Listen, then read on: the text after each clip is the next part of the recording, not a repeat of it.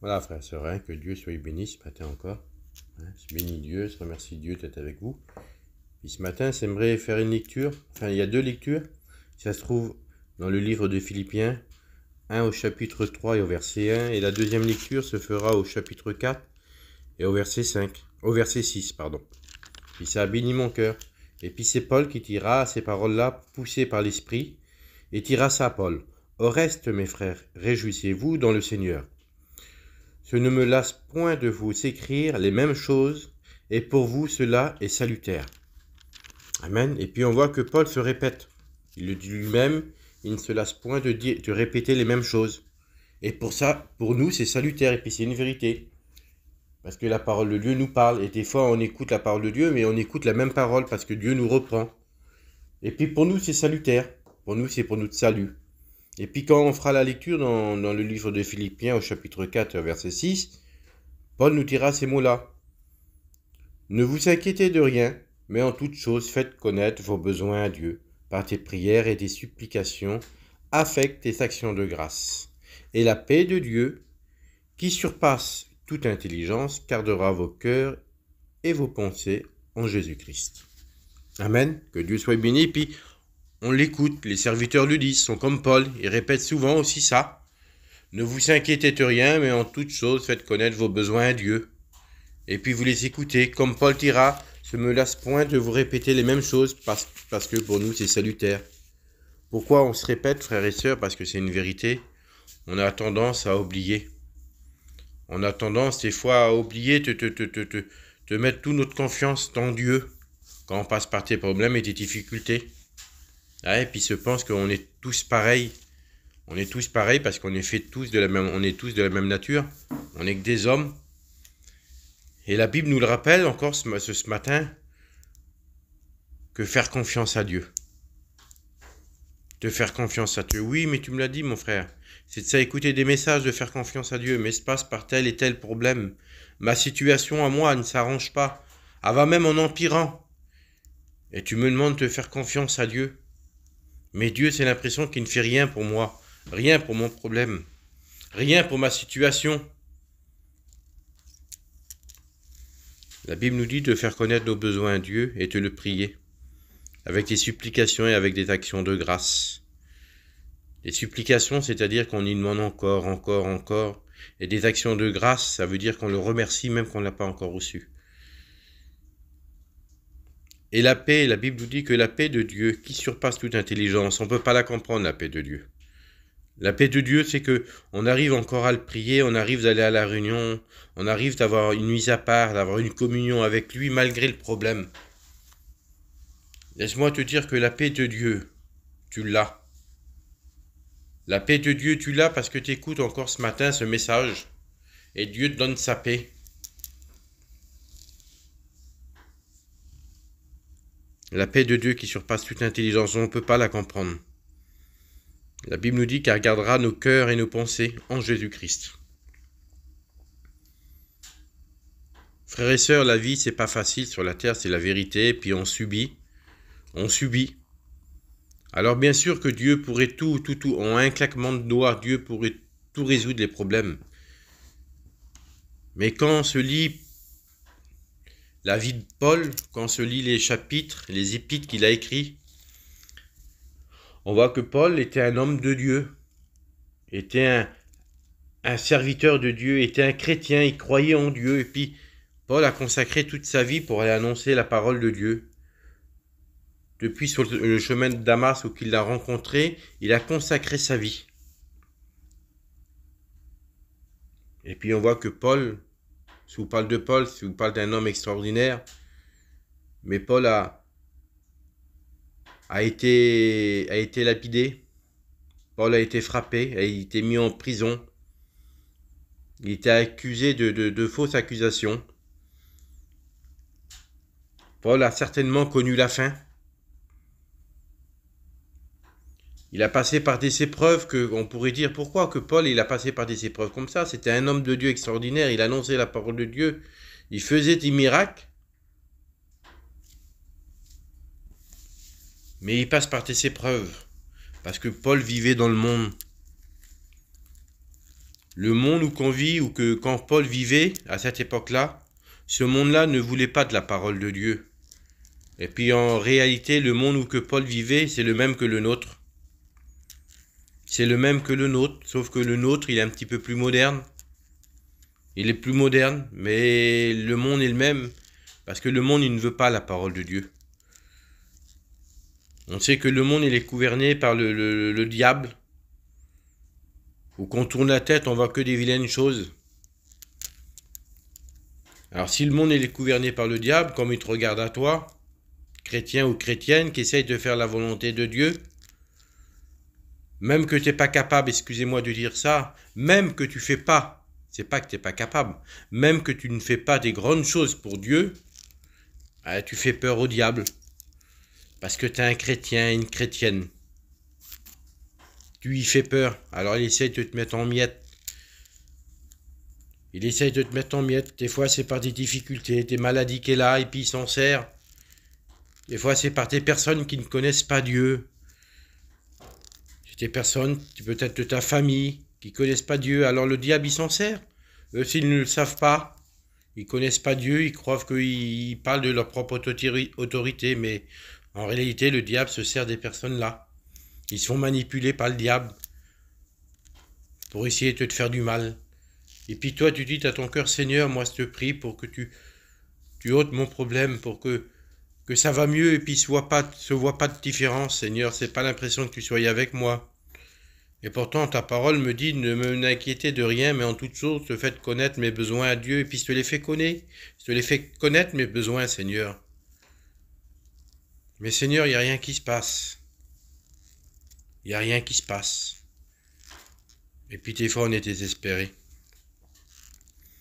Des fois, on ne croit même plus que Dieu nous écoute.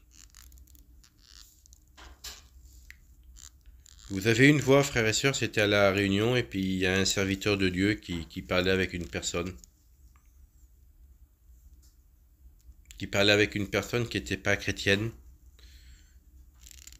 Elle s'approchait de Dieu, et puis s'écouter cette personne-là, s'écouter ce serviteur, cette conversation qu'il avait le serviteur avec cette personne. Et puis cette personne-là disait au serviteur, moi c'est pas de foi. Moi c'est pas de foi. C'est aucune foi, moi. Puis le serviteur, il avait dit tout simplement cette parole-là. Tu te trompes. Tu te trompes. Puis cette personne-là disait au serviteur que, comment ça se me trompe? Je sais que c'est pas de foi dans moi. Le serviteur, il a dit tout simplement ça. Si tu n'aurais pas de foi, tu viendrais pas toutes les semaines à la réunion. Cette personne-là venait toutes les semaines à la réunion. Elle a fait peut-être pas une foi comme une montagne, mais elle a fait un peu de foi pour s'approcher de Dieu. Est-ce que vous comprenez ce que je veux dire? Notre foi nous fait approcher de Dieu, nous fait croire aux promesses de Dieu. La promesse de Dieu, c'est qu'un jour on sera dans le ciel avec lui. Et il n'y aura plus de pleurs, plus de grincement de dents. Plus de malheureux, ça sera terminé, on sera dans la paix de Dieu pour l'éternité en éternité. Paul, quand il vivait sur cette terre, quand il a marché, quand il a annoncé l'évangile, il a passé par des dizaines et des dizaines de problèmes, de soucis. Puis on connaît l'histoire de Paul. Paul a été jusqu'à la mort pour l'évangile. Pas de plus grand sacrifice. Pas de plus grand sacrifice que ce que Paul a fait. Pour un chrétien, il était jusqu'à la mort. Toute sa vie, il a annoncé l'évangile. Frères et sœurs, je voudrais vous dire ça, que même s'il y a le problème, la difficulté, parce qu'on est dans le monde et on subit le monde, et d'avoir les problèmes et les difficultés, c'est le monde. T'es pas tout seul. Il y a des dizaines et des dizaines de chrétiens qui passent par des problèmes comme toi. Et il y a des dizaines et des dizaines de personnes qui sont pas chrétiens qui passent le problème comme toi. Pourquoi? Parce qu'on est tout simplement dans le monde. Le monde est gouverné par le diable. Mais je bénis Dieu parce que si tu écoutes le message, si tu as encore la force de crier à Dieu, de prier à Dieu, c'est que tu as encore de l'espérance et tu as encore de la foi. Et Dieu, à travers ça, tu te rends peut-être pas compte, toi, mais tu t'en rendras compte quand tu seras dans le ciel de gloire avec lui, que Dieu t'a donné sa paix, que Dieu t'a donné la paix qui surpasse toute intelligence de ce monde. Dieu t'aura donné sa paix, tu l'auras remarqué quand tu seras dans le ciel, parce que tu dis, Seigneur, malgré toutes mes difficultés, malgré que je croyais être en miettes, je croyais être à genoux, je suis dans le ciel maintenant avec toi. Oui, parce que Dieu, il est avec toi. Parce que Dieu a répondu à ta prière, pas comme des fois comme nous on voudrait. Écoutez, moi, c'est tes petits qui sont malades. La prière de mon cœur, bien sûr, c'est que mes petits soient guéris, vous avez compris. Mais c'est des maladies qui porteront toute leur vie. Il y aura peut-être des conséquences derrière, plus tard, je ne sais pas. On laissera le temps de nous le dire. Alors le désir de mon cœur à moi, c'est bien sûr que Dieu veut que bénisse mes petits. Je veux que mes petits soient une vie normale. Et ce prix, pour ça, ça me fait mal parce que je ne vois pas que la main de Dieu suit comme toi. C'est pas l'impression que Dieu m'écoute. Mais quand je serai dans le ciel, je comprendrai pourquoi que Dieu m'a pas répondu. Je comprendrai pourquoi que Dieu m'a pas répondu à ma prière. Mais ma réponse, je l'aurai dans le ciel. Et puis moi, dans mon cœur, je serai dans le ciel avec mes petits. C'est le désir de mon cœur. Et malgré tous les problèmes qu'on peut avoir, que tu as toi, ou que moi que j'ai, ou que les autres frères qui nous écoutent ont, qu'on croit que le Seigneur ne répond pas. Mais le désir de Dieu par-dessus tout, c'est qu'on soit dans le ciel avec lui. Aujourd'hui, c'est une journée de grâce. Aujourd'hui, Dieu renouvelle nos forces. Dieu renouvelle mes forces à travers les quelques paroles qu'on écoute. Dieu me fait réaliser qu'il me donne sa paix encore aujourd'hui. Je le prouve parce que ça annonce la parole de Dieu. On a tous ces problèmes. Que ce soit des maladies, des séparations, excusez-moi de dire tout ça, mais on les connaît tous. Mais la paix de Dieu qui surpasse toute intelligence est avec nous. Il est avec nous. C'est pour ça que ce message-là, tu l'écouteras encore.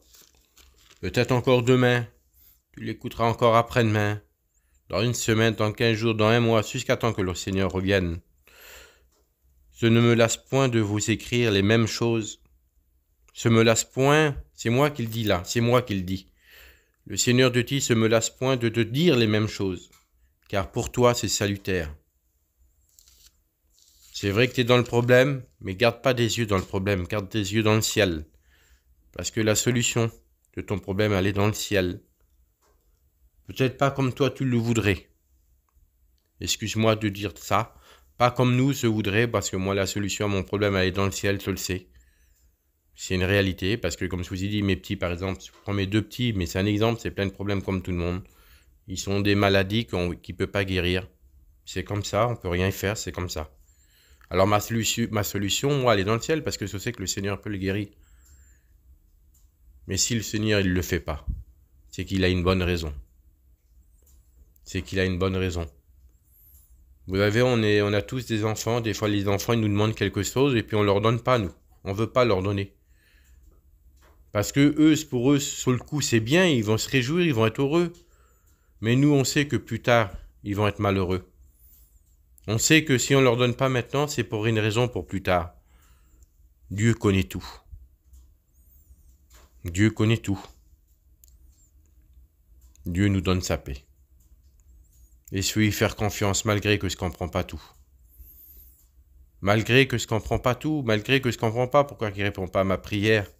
Mais je veux y faire confiance. Pourquoi? Parce qu'il a monté à la croix. Parce qu'il me donne sa paix. Sa présence, je ressens sa présence. Parce qu'il m'a préparé une place dans le ciel. Je le crois par la foi. La Bible nous dit qu'un jour on sera dans le ciel avec lui, puis on marchera par la vue, on le verra et on comprendra. Il nous parle par le Saint-Esprit dans notre cœur. Mais quand on sera dans le ciel, il va nous parler de face à face. La paix de Dieu qui surpasse toute intelligence, Dieu l'approuve tous les jours parce qu'on écoute sa parole. Si on n'aurait pas la paix de Dieu, on ne serait pas en train d'écouter sa parole, on serait dans le monde. Et puis en repartant dans le monde, ça ne va pas résoudre nos problèmes. Ça ne va pas les résoudre. Mais je voudrais te dire que tu es un chrétien, une chrétienne. Et tu fais peur au diable. Même que tu crois que tu es à genoux, que tu n'as plus de force. Tu fais peur au diable. Et c'est pour ça que l'ennemi essaie de te mettre tes pensées. Tu lui fais peur. Parce que tu portes la vérité en toi. Voilà, je voudrais qu'on prie le Seigneur sur ces quelques paroles, frères et sœurs. C'est une journée de grâce aujourd'hui. On est chrétien, on est sauvé, même qu'on a des problèmes. Paul était un homme de Dieu extraordinaire, il a passé par des problèmes en prison, il s'est fait frapper, humilier. Vous connaissez l'histoire de Paul. Comme tous ces hommes de Dieu, il n'y a pas que Paul. Comme tous ces hommes de Dieu, encore à l'époque de la Bible, mais encore à notre époque, à nous, il y a des hommes de Dieu qui sont comme ça. Oui, parce qu'ils connaissent la vérité, ils veulent annoncer la vérité, alors ils passent par plein de problèmes. On prie le Seigneur. Ton nom soit béni, que ton nom soit glorifié. Se bénit ton nom, Fils de Dieu. Merci pour ta paix. Merci parce que tous les jours, je te fais connaître mes besoins, mes difficultés, Seigneur Jésus. Et je sais que tu les écoutes, mais tu bénis comme toi tu le veux. Je vais avoir ta paix, Seigneur, ta paix qui surpasse toute intelligence. Seigneur, que le monde ne peut pas comprendre, que des fois ça me surpasse, que je ne comprends pas. Mais tu me donnes ta paix, Seigneur. Et c'est cette paix, Seigneur Jésus, qui me fait avancer avec toi, qui me fait avoir confiance en toi. Merci, merci pour mes frères et sœurs qui t'écoutent. Fortifie-les, encourage-les, Seigneur Jésus.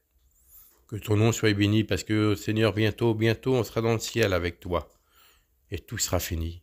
Toutes ces choses là, sur la terre, ça sera du passé. On n'y pensera plus, ça n'existera plus, ça sera terminé. On sera dans la paix avec toi, pour l'éternité en éternité. Merci pour tout, Fils de Dieu. Amen.